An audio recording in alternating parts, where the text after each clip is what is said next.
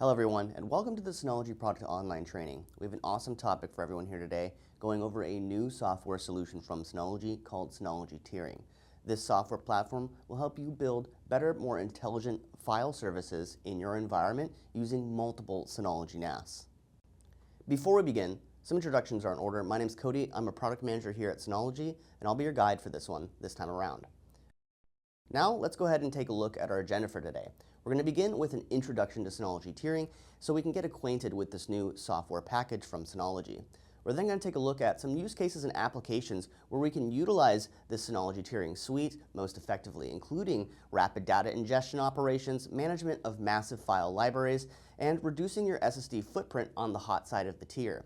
Overall, Synology Tiering helps you boost your existing Synology deployments substantially.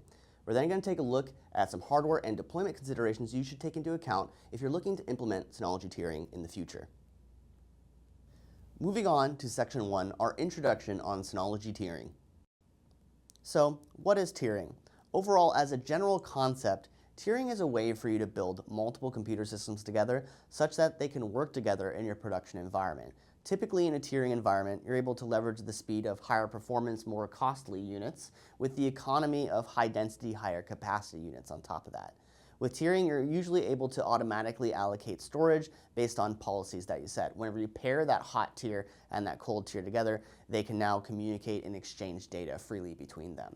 And with tiering, you're able to build a SSD landing zone where your high performance storage is essentially in front of your higher density, larger capacity storage on top of that. Now with Synology Tiering, you're able to build exactly those same things and gain those exact same benefits inside of the Synology ecosystem. Now let's talk about how Synology Tiering provides all of those main benefits inside of the Synology ecosystem. With Synology Tiering for DSM, you're able to leverage more of your performance storage by designating a hot tier and a cold tier like we previously described. So now we can have an FS6400 fully supported by petabyte scale storage on an HD 6500, and you can have data moving freely between them based on your usage behavior. Now, the Synology Tiering platform is highly adjustable. The data moves between the two systems based on your behavior because of the policies that you set in Synology Tiering. You can tier according to data age, access time, or you could also tier based off of the capacity on the volume that tiering is applied to. Finally, there's zero intervention inside of Synology Tiering. Once the policy is set, all of these data flows happen automatically. So once you have tiering enabled, your end user is going to be none the wiser that there's multiple systems working in tandem to support their production workflows. All right, so here we are inside of our demo environment for today. And what we're going to do is build the shared folders that we need to build into this tiering environment. So under Control Panel, Shared Folder, we're going to hit Create and build out the name for this tiered shared folder we're going to be utilizing today. You can go ahead and skip the additional security measures for this demo, and we can enable data checksum but leave file compression disabled. Once that's all complete, you can go ahead and add permissions for your users that can have access to this specific folder. Our user already has the permissions we need in this case. So now we have a shared folder ready to go that we can build into our tiering environment. Before we go into the tiering application, let's go ahead and check out Storage Manager so we know what kind of storage array we're dealing with in this demo. So in this environment, we have a couple different storage pools, and the storage pool that is our main production one is all Synology SSDs on volume 1 right here. And we have about 1.5 terabytes on that volume already. So what we're going to do is build out a tiering environment with that folder from that volume. So what we're going to do next is we're going to add data into this folder that we're going to tier off so we can see how the data moves in the rest of our demos. So we're going to copy in some additional data into this tiering folder we created, and now we're ready to build out this tiering environment. Next, we're going to go into the Synology Tiering application, which is downloadable in Package Center, and we're going to be able to build our tiering plan for this specific folder. On this main dashboard, you can see the overall health of your tiering environment, like your hot tier usage, what data is being utilized, and what the overall data distribution is. You can see a list of your plans on the left, and of course, there is also a tab for different logs and items like that. Like many different Synology applications, you can go to this log menu here and export them as needed. Under settings, you can enable what's called volume capacity tiering, and we'll return back to this page for a later demo. What we're going to see here now is we're going to actually build the plan at the very beginning. So we're going to build a plan so that we can tier off this folder we just added data to. So let's go ahead and name this plan. Okay, and now we're going to go ahead and set our cold tier to another Synology storage system that happens to be in our LAN in this case. So we're going to go ahead and choose that other NAS and sign in to that NAS device.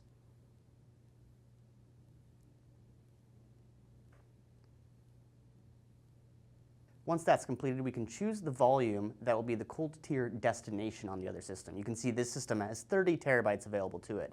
So we're going to have 1 terabyte or 1.5, 2 terabytes of SSD storage backed by over 30 terabytes of hard drive storage. So here we're going to choose what folders we're actually going to tier across to that 30 terabytes of cold storage. So we're going to select spot tiering, and then we can choose our tiering policy here. And this is going to be a policy that controls when data moves across. Default is 30 by 30. Files not modified for over 30 days and files not accessed over 30 days will be moved. You can adjust these as needed, and one thing I really like is this information bubble at the bottom reflects the changes you make. On this next page, we can choose our tiering schedule. And like many of these grids you see in Synology configuration menus, you can get pretty granular with it. However, for our demos today, we're going to let this go ahead and run at all times, though you could use a manual run as well. You can also see that you can configure your file integrity check timing at the very bottom of that screen. As you can see, tiering plan webinar tier created on Sales Demo 1. So now we are initializing this shared folder for the tiering environment. And you can see now the system is indexing, and we do have some hot tier usage because we added data into that folder originally. Next, let's go ahead and check this out inside of File Station. If we go to the spot tiering folder, you can see all those files we added, and there's a new column called the tier column, and that indicates whether or not this file is on the hot tier or the cold tier. Inside of File Station, there's support for right-clicking and moving files off to the cold tier if you needed to manipulate it here. However, most of your users will be interacting from this Synology file server utilizing map shares or a Synology Drive sync task. So in later demos of this environment, we're going to check out what the user sees in this tiered environment. Moving on to Section 2, Applications for Synology Tiering. Our first use case for Synology tiering is in those environments that require rapid data ingestion. Now, in these kinds of environments, you can imagine that if you were going to ingest a large amount of data, maybe a petabyte or 2 petabytes, for example, you would need to invest quite substantially in SSDs to be able to do that on all flash. So with Synology tiering, you can actually build an environment that supports rapid data ingestion while lowering your overall dollar per terabyte because you'll have your all-flash array supported by high-density hard drives on top of that. So with rapid data ingestion with Synology tiering, files are frequently accessed for a short period of time in these kinds of scenarios, and then the data is moved to long-term storage where they are more rarely accessed. So in these kinds of rapid data ingestion scenarios, maybe you're importing footage and needs to happen over a period of time, and then that data can slowly move over to an HD 6500, for example. So here are some example industries where this might support various operations. For example, research. Perhaps you're scanning a genome, perhaps you're scanning other scientific elements, and that needs to be ingested to all flash arrays, and it's time sensitive. An all-flash array would be more suited for that because it has high performance and consistent performance on its storage array. So once that research is complete, or once that ingestion run is complete, then it can be intelligently moved over to the high-density storage. Alongside research, there's also design and architecture that deal with large overall files and things like that, and projects that may run for a very long period of time. So for those kinds of environments, you can ingest and create your data, work on it, and then that project could potentially be shelved for several months and tiered to your colder data and called upon again back up to hot storage when you need it at another time. So let's go ahead and take a look at infographic for describing how this rapid data ingestion would work with Synology tiering. So let's assume that in this scenario, we have our hot tier, which is an all-flash array, an FS6400, and a cold tier, that being an HD 6500 or another scalable Synology NAS. Now in this scenario, we have our users creating the data and moving new data over to the hot tier, our FS6400 in that case. And this is going to be where your current projects lie, where recent files are, and where your new data is. And this is going to be where you work with the data for a period of time. This is going to be your main production area. Now, after a period of time, let's say some of that data starts to age out, it hasn't been touched in a while, or you reached a capacity threshold that you set in your plans. That is when data would be moved to the cold tier, and this would typically be archived projects, archived files, and older data that you haven't touched in a while. So this can help in these rapid ingestion environments because you can ingest quickly to the high performance storage, work on it, and then free up space for more ingestion later. Let's take a look at a case study that we have published for Imperial War Museums. I'd like to highlight that if you go and look up this case study for Imperial War Museums, there is no mention of Synology tiering. We're taking a look at this case study and revisiting it and seeing how tiering could potentially help this kind of environment. Now, in Imperial War Museum's overall solution, they had a bunch of wide format footage from film reels and things like that they needed ingested into all flash arrays from Synology. And previously, they had to custom build a solution to move data intelligently between the all flash array after ingest to the HD 6500 for colder storage. However, now with Synology tiering, you can automatically do this entirely inside of the Synology ecosystem without any additional custom functionality. Back in our demo environment, let's check out what a user sees inside of a tiered environment. So on the right-hand side is our Windows File Explorer, and we're going to act as a normal user and map the drive for this tiered folder that we just created in the previous demo. So I'm going to right-click Spot Tiering, map the network drive, assign a letter, like letter T for example for this demo, and we're going to go ahead and hit Finish. And that will map this share to this PC. Now as this user, if I go into this share that is tiering enabled, I can see all of the data, regardless of its tiering status inside of this menu. So as an end user on the right-hand side, I have no idea that this Blueberry photo, this C2 photo, or this end-of-year report is actually on the cold tier. I can actually interact with these files regardless of what state they're in. So you can see this end-of-year report is on the cold tier. I can still open it as the end user, enable editing, interact with it, make edits to this file, and ultimately save it, and have this be reflected inside of the tiering environment as well. So what you're going to see here, we just edited this end-of-year report and saved it. So now our accessed and modified time for this file has changed. So if we go ahead and refresh the file station, the NAS side of this environment, what you're going to see is that this file has now been brought back from the cold tier to the hot tier because we actually interacted with this data. So as you can see in this demo, despite you having two Synology NAS weaved together, working in tandem as one unified storage system, your end users are none the wiser that there's actually two NAS devices talking to each other. They can use the same workflow they always have with other file servers, but this time they're using a Synology tiered environment that is fronted by all Synology SSDs and backed by a deeper hard drive-based storage pool with much larger capacity. The next application and use case we're going to discuss for Synology tiering is for massive file libraries. Now remember, we just discussed ingesting a large amount of files, and in this use case, we're going to have similar devices, we're going to have similar workflows, but we have different goals. Whenever we're talking about ingesting files quickly, we need to get data into the SSDs and out of the SSDs as efficiently as possible so we can ingest more data. When we're talking about managing massive file libraries, it's less about getting data off of the SSDs quickly and more so about storing the data long-term on the storage media hard drives that it makes most sense to do so. So for managing massive file libraries, typically these users need all files accessible to all of their workers, and the file library is usually too large or not economical to store on all SSDs.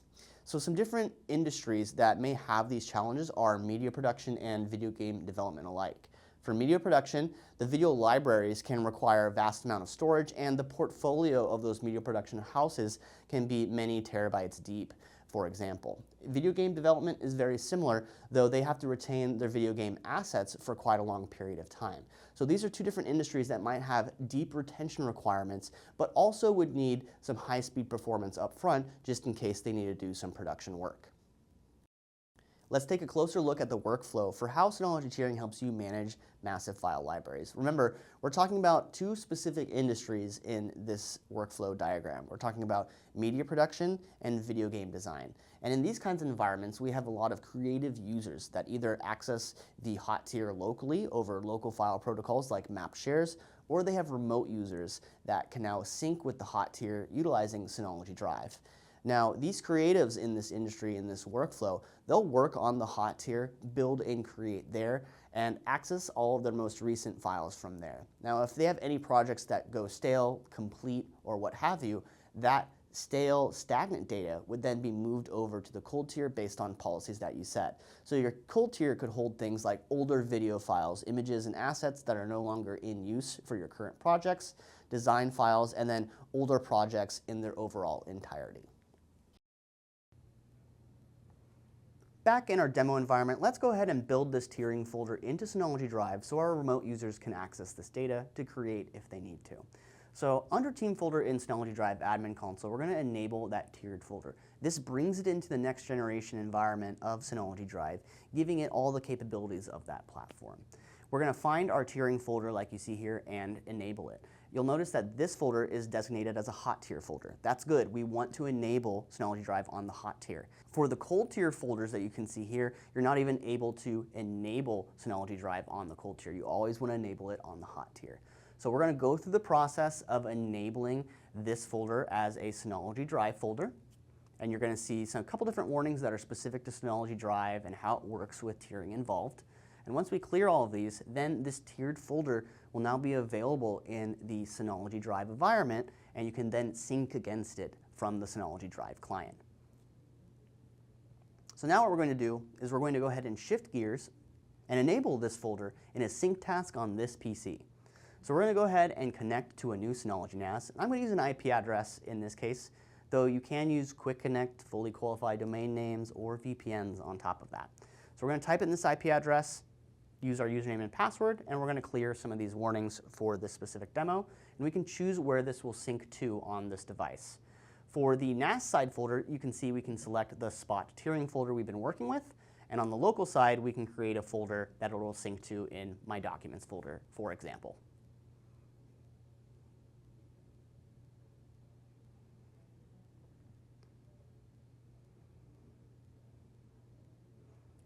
Now, once that's all complete and we hit done, the sync will begin between the individual endpoint that we configured this on and the NAS that we connected it to. So we can click this link here and open up the folder destination on this device that is being synced with Synology Drive. And you can see all those files that are in the tiering environment, even the ones that might not be locally available on the hot tier. You can still see that through the sync.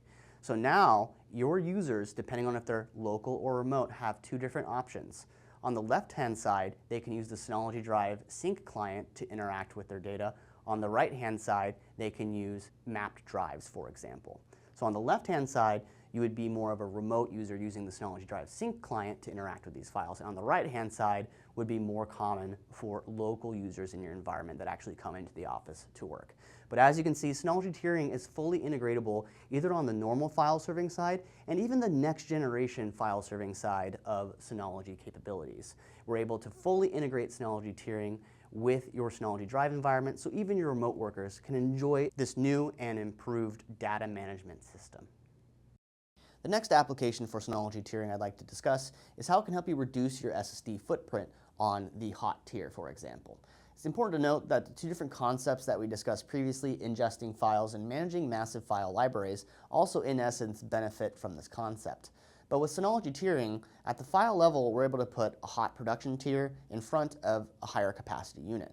So that means that we could have a lower spend on the hot tier, we could have a lower capacity on the hot tier and have it fully supported by the higher capacity tier. That allows you to spend less on the SSDs, saving your valuable resources for investments elsewhere. Some examples of why and when you might need to use this are specifically in the areas of when your storage needs are expanding faster than the available space of your all SSD storage.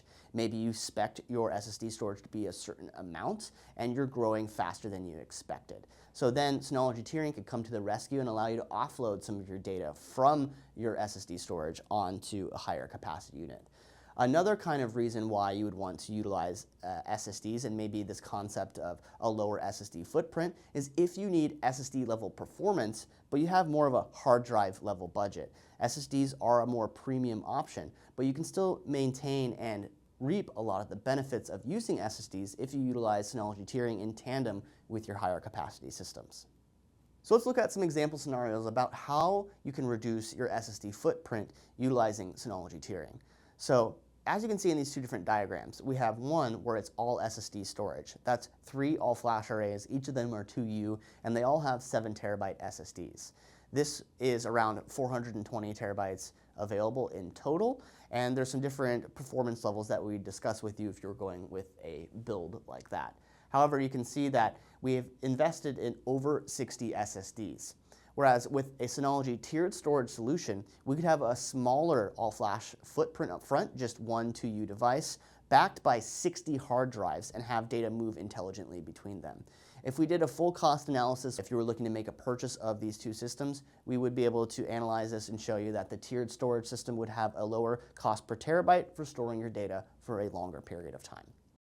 The final use case I'd like to discuss is how Synology tiering can boost your existing deployments. Many of you may already have hard drives out there today in fully expanded storage arrays. So let's see how Synology tiering can fit in to some of those different scenarios. So here are some examples of how Synology tiering can fit into those different scenarios. You could essentially turn a previous media archive into a more active library. Now let's say in the past you were just backing up data to an HD 6500 or copy and pasting data into the file structure of that HD 6500. Now you can have an all-flash array in front of your scalable Synology storage and have that data fully accessible through the hot tier and through that mapped storage drive, for example. As we saw from the demos and things like that, you're actually able to see both the hot and the cold tier data simultaneously from that mapped drive. So by adding that previous media archive into tiering, it now makes it more of an active library with deep retention. Another way that you can boost your current deployment with Synology tiering is you can actually boost your access speeds for your production data, for example. You could have your previous device that has a bunch of hard drives in it, and you can put an SSD pool or a new SSD NAS in front of it and speed up access to your previously generated data.